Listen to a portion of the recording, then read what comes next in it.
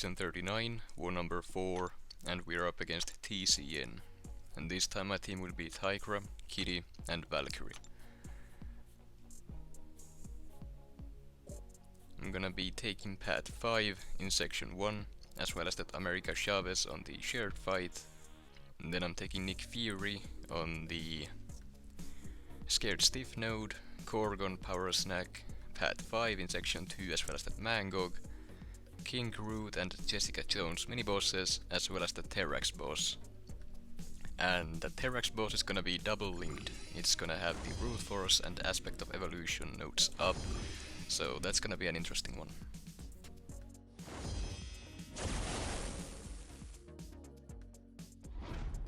Up first we have a Hulkling on the ebb and flow knockdown and right back at it nodes, and I'm taking this fight with Valkyrie. And the reason why I'm using her and not Tigra is because this node has the Force of Will node as well, and now the Force of Will node completely prevents Neutralize from triggering on the opponent. And if I can't apply Neutralize on them, Tigra cannot pause her senses, so she loses her damage as well as her power gain, which makes this fight very, very difficult. The game plan with Valkyrie here is to just ignore the ebb and flow knockdown node. I will not be removing the protection at all in this fight. I'll just deal with the damage reduction and that's about it. I'm gonna be going for big special 2s into Hulkling's block, and other than that there really isn't anything special to mention here. Hulkling doesn't gain his buffs on blocked hits, so I mainly hit into his block, but hitting him directly doesn't really do anything either. The regen doesn't really get out of hand, because it's based on the amount of damage you deal to him, so he can't just regen back to full just by hitting him a few times. Now the fight has been playing out for a little over a minute, and Hulkling is just about dead and I'm still at full HP, and that's with the protection up for the whole fight. Valkyrie just hits extremely hard, and she's just awesome. She's so good for so many nodes and so many fights. Next up we have a Human Torch on the ebb and flow knockdown and heavy hitter nodes, and I'm taking this fight with Kitty Pryde. I went ahead and switched on my recoil masteries because the next few fights will all be with Kitty Pryde. And having the recoil masteries on with her does not hurt at all. Sure, against the global defenders you will land some at the beginning of the fight, but other than that, there really isn't a downside to them. Now the game plan here is pretty simple.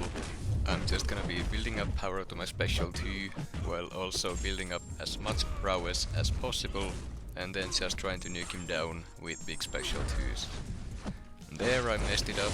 I allowed Human Torch to dex the first hit, and then I had some bad crit RNG on the last 2 hits as well, so he is still standing, but that's perfectly fine. All I need to do is land the second special 2 right about here to finish him off. At least I would have finished him off if I actually landed the special, but nope, I missed the second special 2 in this fight. Really not sure how that happened. I usually land my specials just fine. Then of course I'm getting hit a bit, and again trying to finish the fight with a special 2. I missed it for a third time in this fight, and the fight was just horrible. Luckily it was just a Human Torch, so there was no risk in dying, but that was embarrassing. Next up we have an America Chavez on the ebb and flow knockdown and right back at it nodes, and I'm taking this fight with Kitty Pryde as well. And the game plan here is to try and do what I wanted to do on the previous fight. I'm building up power to my special 2, building up prowess at the same time, then I'm gonna knock her down to remove the protection and to get the passive Fury, and then I'm gonna nuke her down with a single special 2. And if that special 2 doesn't finish her off, I do have the mutant power boosts active, which should give me enough power to chain in another special. Now I'm already built up, I go for a parry and knock her down with a heavy, drop the special 2. It wasn't quite enough to finish her off because the last hit didn't crit and I only had 13 prowess, but with the mutant power boosts I shot up straight to my special 3, and this is more than enough to take her down. Now, when I said I would be taking Nick Fury on the Scared Stiff node, I should have taken it, but the guy who cleared Void decided to steal it, so I'm not gonna be taking that fight this time. However, I will be taking this Korg on the Power Snack and One Too Many Hits nodes, and I'm taking the fight with Kitty Pryde. And the plan is to start the fight by baiting a heavy attack, punishing it by throwing light attacks into the air. Throwing light attacks to punish his heavy attack is a great way to get around the rock thorns, since it only triggers on contact, medium or special attacks. And I also believe heavy attacks as well. But on light attacks it doesn't trigger, so if you wanna avoid taking the rock thorns with any champion, simply just bait a heavy attack and punish it by throwing light attacks into the air until they connect. It's a little bit difficult to do depending on which champion you're using, but most champions can do it just fine. Now, to finish the fight I simply just went ahead and nuked him down with a single special 2 while the rock charges were down. And it was enough to take him down. Even if it wasn't, all I really need to do was just build up some more prowess by either parrying him a few times or baiting heavies and punishing those. So it would have been fine either way. Next up we have a Thing on the Ebb and Flow Intercept node, and I'm taking this fight with Valkyrie. And I did remove my recoil masteries just for this fight. I simply don't like ticking down from the debuffs with champions that can't overcome the damage, and Valkyrie is one of those. I do also still have a Valkyrie fight later in the war, a Jessica Jones on the Hazard Ship miniboss node, so I really don't want to be wasting potions on her, because those are pretty expensive. Now for the game plan here, I basically just fight Thing like he didn't have any nodes. I ignore the Unstoppable, because that is what Valkyrie does, and as for the Ebb and Flow node, yes, I will be going for intercepts whenever I can remove it, but even if I fail those intercepts, or even if I didn't go for them, this fight would be extremely simple. Like we saw against that Hulkling earlier in the war, you don't need to remove the Ebb and Flow protection with Valkyrie to be able to take the fights down. And now, I have once again put my recoil masteries back on, since I will be facing 2 fights that I'm taking with Kitty Pryde. First here we have this Mephisto on Ebb and Flow Intercept and Mighty Charge nodes, and while you probably wouldn't need the recoil masteries when you're using Kitty Pryde against the Mephisto, it does help speed up the fight a bunch, and I do also want them on for the next fight I'm taking. But for the game plan here, I simply just go for medium light combos like usual with Kitty, and that's basically it. The biggest issue with Mephisto is the power gain he has. The Incinerate aura will not do any damage to Kitty Pryde because she is Incinerate immune. It will only ramp up her prowess potency, but Mephisto still gets that power gain. That combined with Mystic Dispersion means that he will be spamming specials a lot in the fight, and that makes the special 3 the biggest risk in. Sure, with Kitty Pryde you can just face it and ignore all the damage it will do, but if you're above 2 bars of power and Mephisto power drains it all, you will gain a permanent Incinerate aura, and then that just means that he will be spamming even more specials, and will probably get to another special 3 as well. But he was nice enough to throw his specials throughout this fight, so this fight is basically over. I just remove the protection here and go for a special 3. With all that prowess potency, even just with a couple prowess that I had, this guy is going down with this special. With some overkill as well. A very simple Kitty fight, no real risk there. I did also have the invulnerability boost on just in case. And then we have this Mangog on the Ebb and Flow Intercept and Mighty Charge nodes, and I'm taking the fight with Kitty Pryde. Now I could have taken this fight with all 3 of the champions I had available, but I figured Kitty Pryde would be the safest option, because she can simply just face the special 2 if needed, and she can also avoid the special 3 as well. Now the game plan here is to simply just bait his special ones over and over again while doing medium light combos for the most part, to try to get those intercepts in to remove the protection, and then just do most of my damage with basic attacks. Now, by spamming that many special ones, he will trigger the Rage, or whatever it's called, or Mangog, and he will go unstoppable.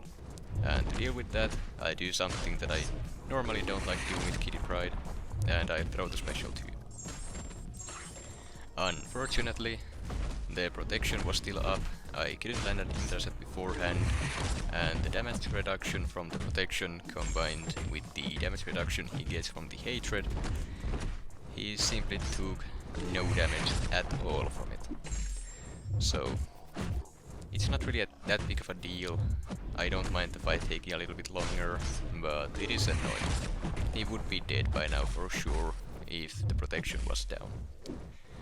But now all I need to do is just drop another special to while the protection is down, and that should be the fight done.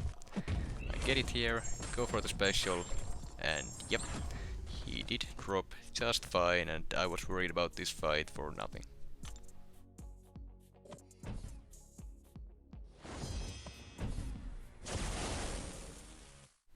Next up we have a King Groot on the Safeguard mini-boss node, and I'm taking this fight with Tigra. For the past 2.5 seasons I have been taking this guy with Omega Sentinel because of Conduit and Tigra being banned, but this time I have my girl. The game plan here is to use an advanced power boost to start with a bar of power, then go for 2 heavy counters to build up some ruptures and to get that special too fast.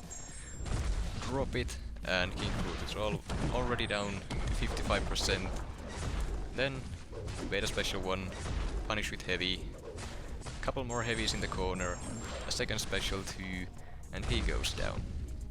Now I almost timed out to this guy last time I fought him, and this time he dropped in 2 special 2s. So Tigra is definitely the way to go there. Next up we have a Jessica Jones on the Hazard Shift, Incinerate and Poison mini-boss node, and I'm taking this fight with Valkyrie. And the game plan here is very simple. I'm only gonna be hitting into her block, and that is all there is to it. Now I haven't had that much practice against Jessica Jones. I do have the 3-star, who I fought to check the heavy and special animations just in case, but that's about it. Other than that, the only times I fought her was in the monthly event quest, and in there I fought her with Valkyrie as well. So, as far as I know, the only problem in this fight is her unstoppable, but since Valkyrie is the best unstoppable counter in the whole game, I've got that covered as well. So, essentially, I'm just gonna be pounding into her block for the whole fight, and she's gonna drop. The reason why Valkyrie works very well here, probably one of the best counters I'd say, is the unstoppable counter combined with the fact that you don't have to hit her directly to do your damage. And the Hazard Shift debuffs will not trigger when you hit the opponent's block, so despite not having any immunities, Valkyrie completely shuts that node down as well.